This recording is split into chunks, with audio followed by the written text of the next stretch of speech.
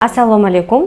Tullayn klinikasi integrativ gastroenterologi Ural Shahnoza Alisherovna bo'laman. Juda ham keng tarqalgan oshqozon osti bezi xastaliklari to'g'risida bugun gapirib bermoqchiman. Ko'pchilik keladi shunaqa shikoyatlar bilan, oshqozonimda narsa turib qolgandek yoki bo'lmasa ovqat yeganda hazm bo'lish qiyinlashishi yoki ich ketishi yoki bo'lmasa ich qotishi, ba'zida esa ularni o'rni bilan almashishi, ko'ngil aynishi, epigastral soha, ba'zi paytda epigastral, ba'zi paytda esa chap tom qovurg'a ostidagi og'riqlarga shikoyat qilib keladi. Va bu qisman shikoyatlari aslida turli tuman shikoyatlari, lekin hozirda biz o'rganib qolganmizki, oshqozon osti yallig'lanishlarning sababchilari bu faqat va faqatgina ovqatdan deb, to'g'ri qisman noto'g'ri ovqatlanish, juda ham ko'p ovqatlanish yoki uzoq muddat yemay turib birdaniga ovqatlanishlar va bizani o'zbek milliy taomlari juda ham og'ir va shirin, ya'ni osh, somsa, hamrohatlar ko'p va juda ham yog'li ovqatlar va yana bitta narsa juda ham qattiq qovurilgan ovqatlar. Shuni hisobidan ham oshqozon osti bezi muammolari kelib chiqadi. Ammo lekin degan joyi ham bor. Hozirgi kunda viruslar ham bu estafetani olishgan. Ya'ni qaysilar? Ya'ni Epstein-Barr, gerpes 6 va 7 turi, aynan oshqozon osti bezi, oshqozon, ichaklar, shilliq qavatlarini juda ham ko'p zararlayapti. Autoimmun kasalliklar keltirib chiqazyapti. Ba'zida o'tkir, ko'pchilik endi bizda o'tkirni surunkaliga o'tkazib kelishadi. O'zi ovqat yegandan keyin srazi hazm bo'lishi kerakmi?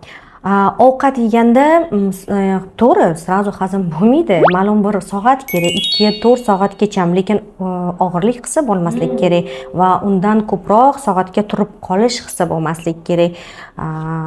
Ko'ngil aynish hissi bo'lmasligi kerak. Agar mana immunni oshqozonida og'irlik, ovqatdan keyin hamma og'irlik sezish nimadan bo'lishi mumkin?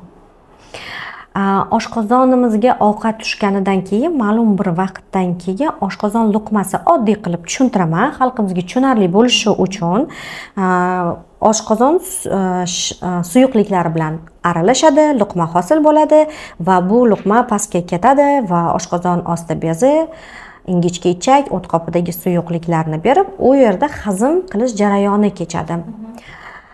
Afsuski, oshqozon osti bezida muammosi borlarda bu shira 100% chiqmaydi. Ko'p holatlarda, ayniqsa bizning zonada hozir ko'p bemorlarda o'rta darajada yetishmovchilik fermentlarini, ya'ni oshqozon osti shirasining o'rta darajada yetishmovchiligi, ba'zi bir holatlarda og'ir darajada yetishmovchiligini ko'ramiz. Bu shira yetishmaydi, demak ovqat yaxshi hazm bo'lmaydi, demak shunaqa og'irlik hissi bo'ladi, ko'ngil aynish bo'lishi mumkin, kekirish bo'lishi mumkin, xuddi bir narsa botgandek, turgandek hislari bo'lishi mumkin va eng yoqimsiz holatlardan juda ham ko'p gazlar, ya'ni yel bo'lishiga bezovta qilishadi. O'shani bo'lmasligi uchun nima qilish kerak mana? Birinchi o'rinda. Bular bo'lmasligi uchun chuqur tekshiruvlardan o'tish kerak. Hozir yuqorida aytib o'tgandek, bu narsaga faqatgina ovqatlar sabab bo'lmasligi mumkin, ammo viruslar ham sabab bo'lishi mumkin. Shu jumladan yuqorida aytgan Epstein-Barr 6 va 7 tur gerpeslar. Bu PCR количественный usuli bilan ya'ni aniqlanadi so'lakdan. Qaysi biri, masalan, oshqozon ovqatdanmi yoki viruslardanmi sababini bilish uchun birinchi patsient nima qilish kerak? Shifokor qabuliga, gastroenterolog qabuliga borish kerak. Keyingi etaplar masalan qanaqa bo'ladi? Albatta, shifokor anamnez deyiladi. Anamnez yig'adi, bemor bilan gaplashadi, uzoq gaplashadi. Bu narsa juda ham muhim shifokorga, chunki hozir turli tuman simptomlar, ya'ni shikoyatlar. Oldin mana standartlar bo'yicha, kitoblar bo'yicha bo'lsa, yo'q, hozir unaqa emas. Hozir juda bir-biriga o'xshash, turli tuman muammolar ko'p, bir kasallik ustiga ikkinchisi nima qilingan va особенность patsienta deymiz, ya'ni bemorni, ya'ni his qilish xususiyati, uni gapirib berish, uni chuqur o'rganganimizdan keyin, osmotr, ya'ni ko'rikdan o'tkazganimizdan keyin, shikoyatlarni eshitib, shikoyatlarni yiqqanimizdan keyin kerakli tekshiruvlarga jo'natamiz. Обязательно hozirgi viruslarga ham shu jumladan.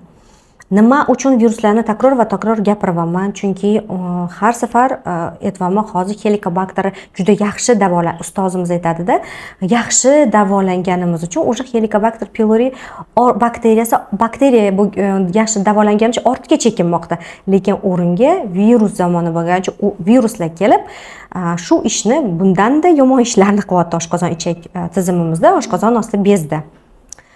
Va bularning oqibati, men hech kimni qo'rqitmoqchi emasman, kelajakda qanaqadir kanserogen onkoprotsesslar, undan oldin esa autoimmun kasalliklar keltirib chiqarmoqda. Shuning uchun bemorlarning kekirish, ko'ngil aynish, oshqozonda og'irlik hissi, ich ketishi yoki ich qotishi yoki bo'lmasam qandaydir noxush hidlar, barcha mana shu shikoyatlar bezovta qilganda shifokorga murojaat qilishlari shart. Shifokor chuqur bemorni o'rganganidan keyin kerakli tahlillarga jo'natadi va tahlillar asosida kerakli muolajalarni yozib beradi. Masalan, qanaqa tahlil, mana oshqozon, menda belgi bor, oshqozon ovqat yeyapman, ovqatim turib qolyapti.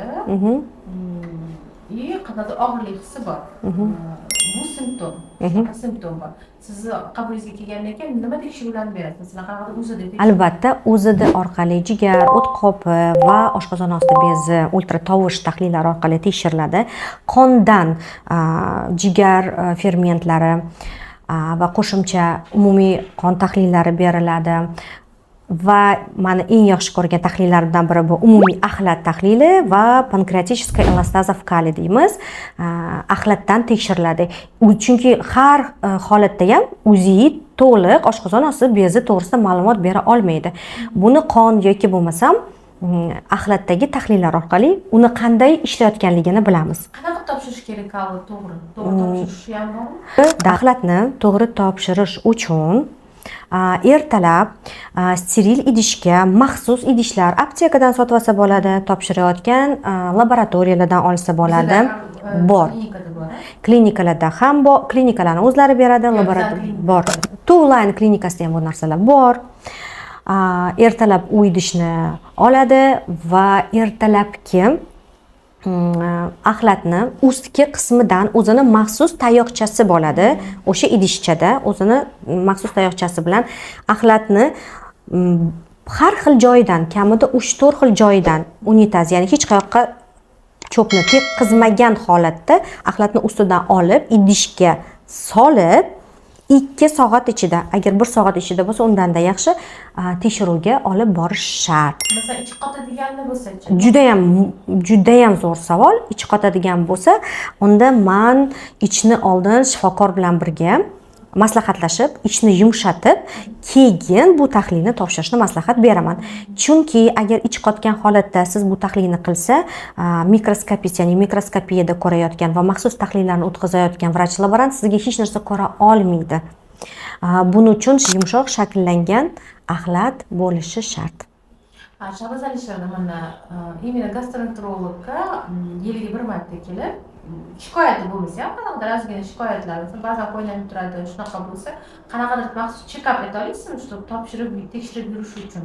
Bolalarga, где-то mana 10 yoshdan 20 yoshgacha bo'lgan insonlar yoki kattalar uchun bor, albatta, maxsus standartlar bor. Bu maxsus bir qator qon tahlillari, ya'ni jigar tahlillar, ALT, AST, GGT, umumiy qon tahlili. Keling, mana shu tahlillarni Telegram kanalimda maxsus yuboraman sizlarga. Описаниеda qoldiramiz. Bo'ldi, shunaqa qilamiz. Gastroenterologiya bu juda ham keng soha. Aslida biz faqat oshqozon deb o'ylaymiz, unaqa emas. Shuning uchun sizni qiziqtirayotgan barcha savollaringiz bo'lsa, kommentariyada qoldirishingizni so'raymiz va shu qiziqtirayotgan mavzuni sizlarga yoritib beramiz. Bugun qisqacha oshqozon osti bezi kasalliklarining sabablari to'g'risida ma'lumot berdik. Agar yana boshqa oshqozon ichak tizimi to'g'risida savollaringiz bo'lsa, yozib qoldiringlar. Keyingi videolarda izoh berib o'tamiz.